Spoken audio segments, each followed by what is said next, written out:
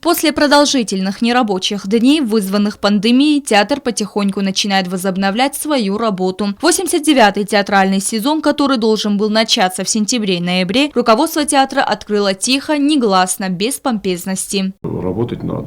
Надо готовиться уже к дальнейшему показу спектаклей, надо возобновлять репертуар театра. И в данный момент у нас на сцене идет репетиция спектакля по пьесе Красногорова «Любовь до потери памяти», который у нас был заморожен, опять же, в связи с этой пандемией.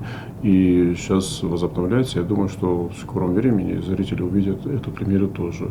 Отдельно репетируется и спектакль «Последний свидетель» по пьесе Алана Устаева, посвященный геноциду, а также возобновляется показ спектаклей. Однако пока зрители смогут увидеть только детские постановки.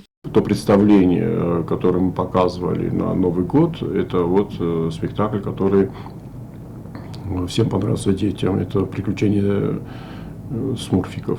Детские спектакли у нас их в репертуаре несколько. У нас есть в репертуаре «Заячье счастье» по пьесе Василия Техова. У нас есть «Волк и зайцы» по пьесе Сармата Кутаева. У нас есть «Красная шапочка». И вот будем практически на следующей неделе возобновлять еще спектакль «Бременские музыканты» режиссера Эдуарда Келихсаева.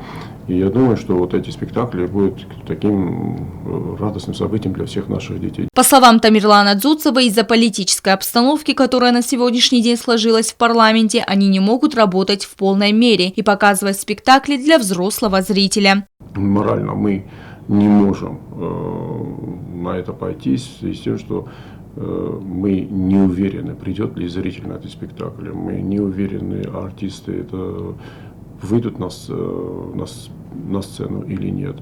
И поэтому хочется, уже пользуясь случаем, обратиться к парламенту, к депутатам, к оппозиции, к депутатам, которые находятся в оппозиции сегодня, обратиться к ним, чтобы и они подумали о театре тоже. Почему? Потому что все-таки тот объект, который на самом деле сегодня должен работать во всю его мощь, он не работает так, как нужно. И мы бы призвали просто депутатов найти пути примирения, найти пути компромисса, сесть за стол переговоров и начать эту работу, чтобы мы тоже могли нормально работать. Также, по словам Тамерлана Дзуцева, во время показа спектаклей соблюдаются все меры предосторожности. Стелла Бязарова, Фатима Чочиева, Арнольд Харебов. Информационный выпуск сегодня.